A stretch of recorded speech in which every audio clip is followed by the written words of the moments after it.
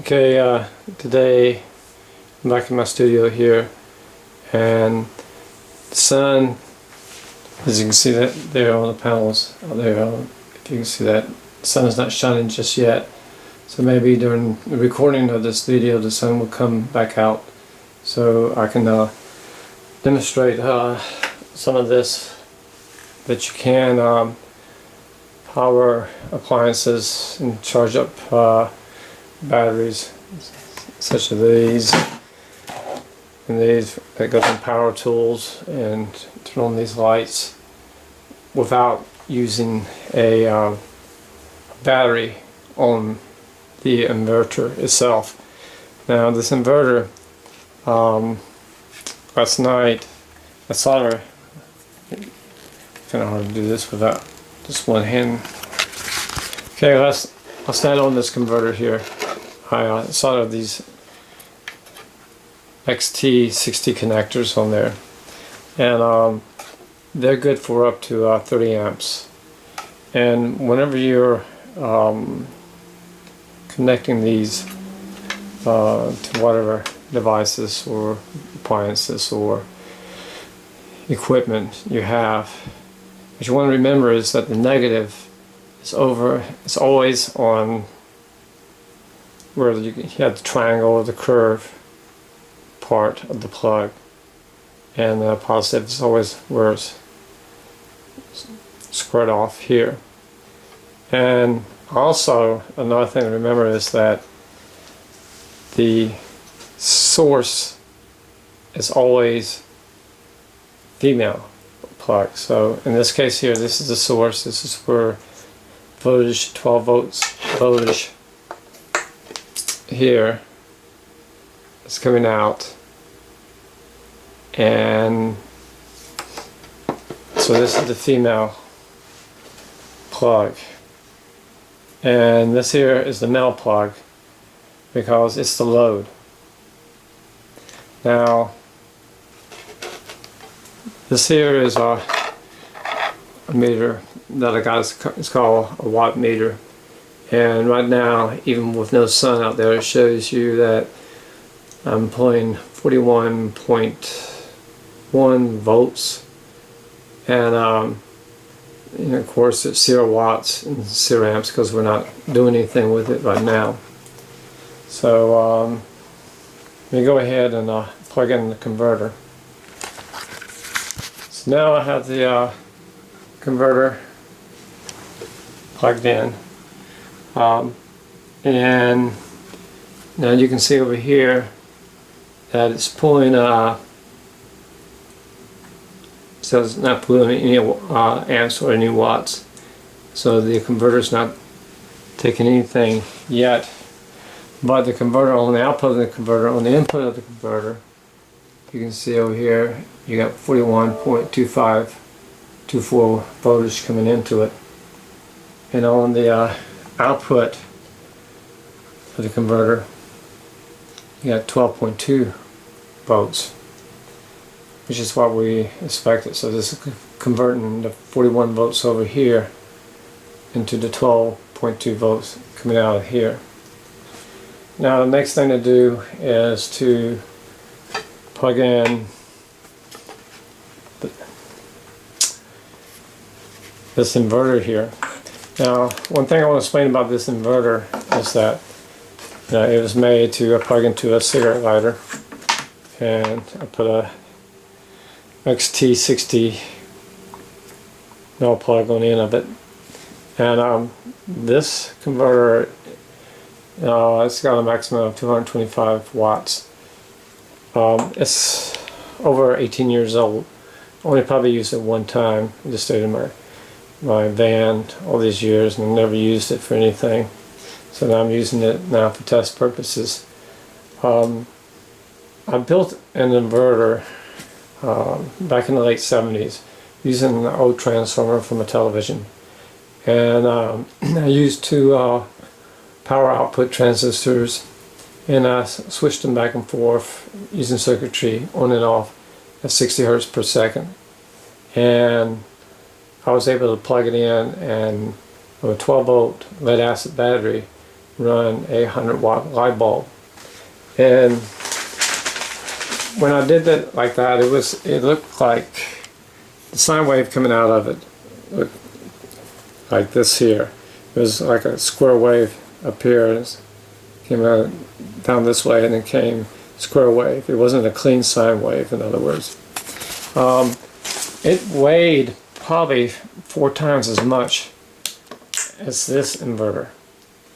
Since then, when you got into the 80s and when you got to electronic ignition with cars and also with televisions, they started eliminating the transformers inside of them, and they started using what's called switch mode power supplies, and this has a switch mode power supply.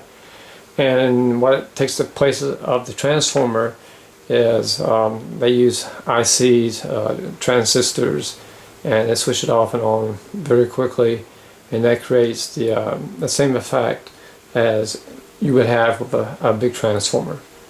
And I remember first time I seen that working on televisions, and it was pretty fascinating looking at the circuitry. It was pretty complicated and all, and it was a pain to repair, but after a while I got used to it, and I thought it was pretty neat at the time. So that's what is in these. Now you can get these a lot better now, where you get a pure sine wave.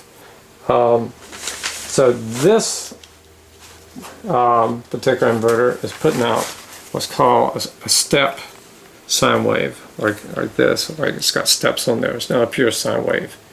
It's like this. Now you can get inverters where you have a pure sine wave. So if you buy an inverter, look forward where it says pure sine wave.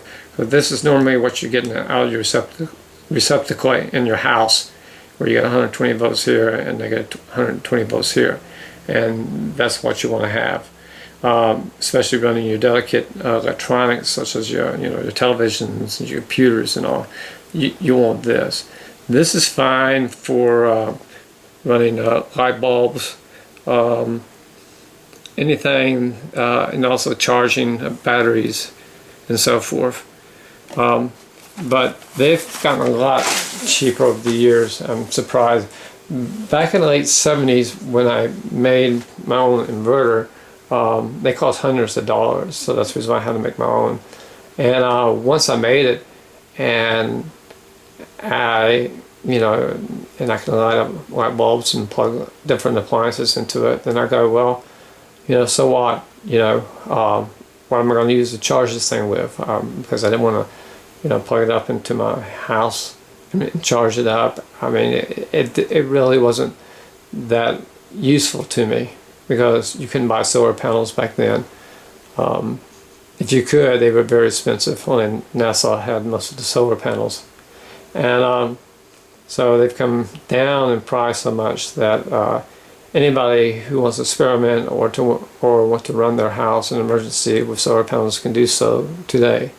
So that's really great that that technology has come along, and that we have these inverters are so light now, like this. So let's plug in the inverter now. Okay, we got the inverter plugged up, and let's turn it on. Now you can hear the fan blowing out the back of it. Back here, and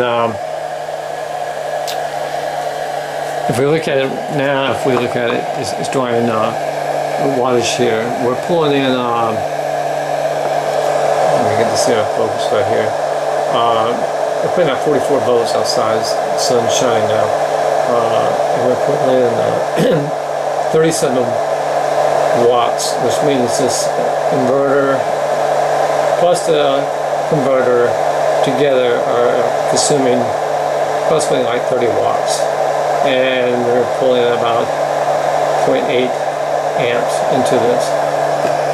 Going on the output of this right here is the watt meter. I don't know if you can see it very well. It's putting out 115.5 volts AC. Which is pretty close to the US standard, 120 volts. if you look at the hearse, the hearse should be at 60 cycles per second. This is at 54.5 cycles. So it's not right on the money. The inverters you buy now will probably be pretty well near 60 hertz. So now let's start plugging in some stuff. Well, the sun's going back out again. It's going back. See what the sun looks like. Okay. Alright, now we're starting to get some sun out there again. So the first thing I want to do is turn on one of these lamps here. Now, this lamp here is going directly, being powered by the solar panel. There's no batteries or anything. But as soon as that sun goes down or that sun goes away, that light's going to be turning off. So this just proves that you can run directly on solar panels without having a battery. A battery is therefore to be charged up, and if the sun goes down or it gets nighttime, you still have power. But during the daytime, as long as you have sunshine, you can run lights and everything. And now we're up to, let's see what the wattage is. This 30.3 watts now. So let's turn on this other light up here, which is a little bit brighter.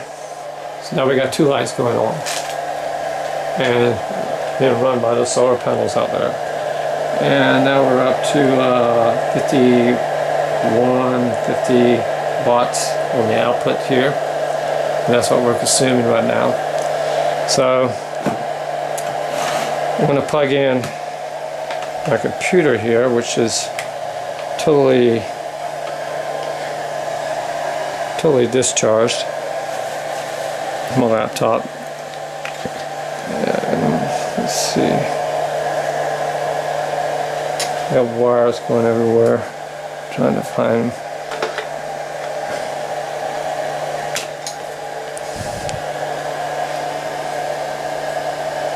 Okay, it's booting up now, and it's coming in from the being powered solely by the since the battery is totally discharged, it's being powered by the solar battery out there. And since it's totally discharged, it's being powered by the solar panels out there. And while that's booting up, you see the lights are on at the same time. So we're now at 64 watts.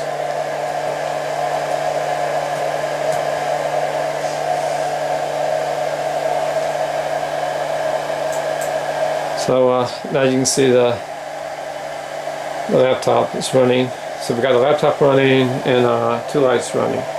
Now let's plug in this battery charger here for the rigid tool. Plug that in.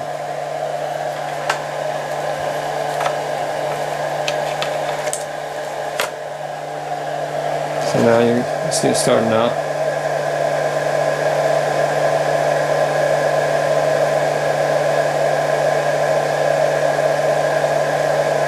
So now it's charging. So now we're up to 107 watts being pulled out of here. And this is hardly feeling warm at all. And it's easily pulling all those. Now let's plug in a second battery charger.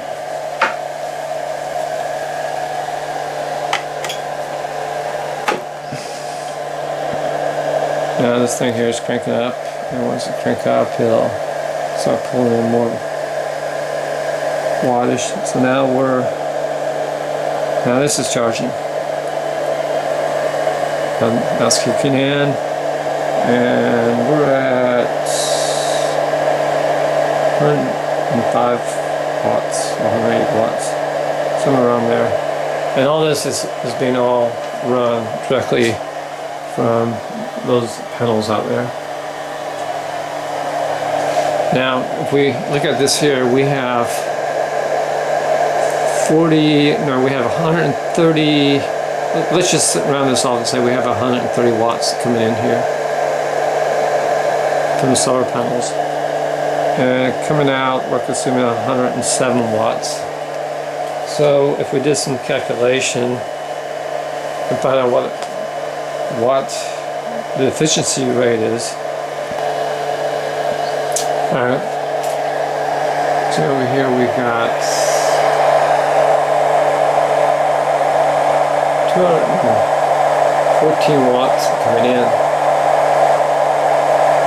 Let's call this at 214 watts, round it off. So, and we got 169 watts coming out. So let's say we got 170 watts coming out. So doing my calculations here, 170 divided by 220.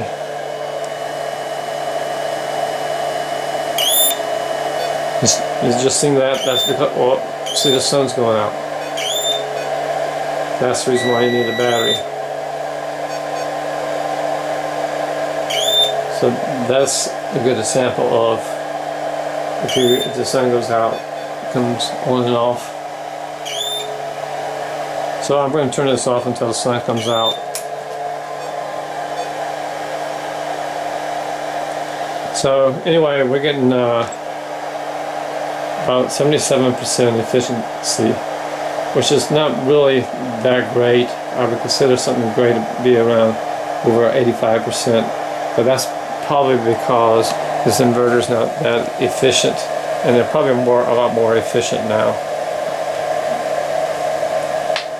So we'll wait until the sun comes back out. Okay, the sun's back out again. So let's turn everything on. So we got the lights going on. We got the computer running, charging up. We got both these batteries here charging up, and we're pulling 106 watts going out, and coming in we have 127 watts.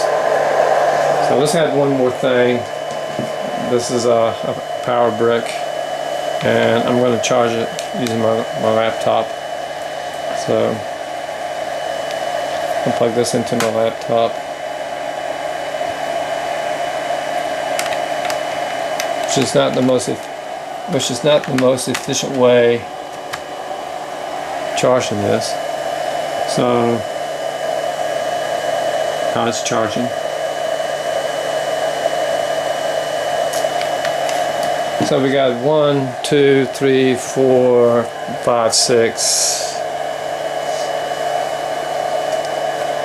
appliances running at the same time. You can also, oh, there it goes again. Sunshine in, sunlight out. This is not a very good day for this test. So this is what we're dealing with today, where we got these clouds and they're going in and out, and they'll block the sun. And if this was a very clear sky, like sometimes we have here, have sunshine all day long, and then you wouldn't have any issues with running the solar panel all day long. But that's the reason why you have batteries, because while the sunshine is shining, it will charge the batteries, and then when the sun goes down or it's at nighttime, you'll still have power. But this experiment proves that you can run without batteries, you know, if you're in a pinch, and it's possible to bypass the battery if you got a nice sunshine day all day long. And so now the sun's back out again. So don't know how long it's going to be out. So let's go back in there and talk about some other things. One thing, my next project after this is to get a bigger inverter. I'd like to get a pure sine wave, maybe 1,000 watts, because I would love to be able to charge these big 80 volt portable batteries, and they draw 340 watts each time they're charging. So I need a bigger inverter for this, and that'd be pretty cool because I use these batteries for my lawnmower, for my weed whacker, for my chainsaw, my pole chainsaw. What am I leaving out? Oh, for my hedge cutter. So yeah, that'd be great if I could just, you know, be able to just use sunshine and charge these batteries up. But I have to consult with the finance committee, which is headed by my wife. So yeah, we'll see if I can be able to purchase that. By the way, I got 5 of these, so I'll never run out when I'm out there working in the yard. Never run out because I can just switch them around. I've taken these apart before. It's pretty fascinating how they're built and all. I might do a video on that. Just look on the insides because I like taking things apart, seeing what's inside of them. So since the sun's not going to come out again, but you've seen that they can run this, we'll leave it at that, and come back another day. Hopefully I'll have a more powerful inverter to be able to charge up these guys. And I would also like to run a fan, which is an inductance motor, and see if it can run a fan. That'd be pretty cool. So until next time, I hope you enjoyed the video.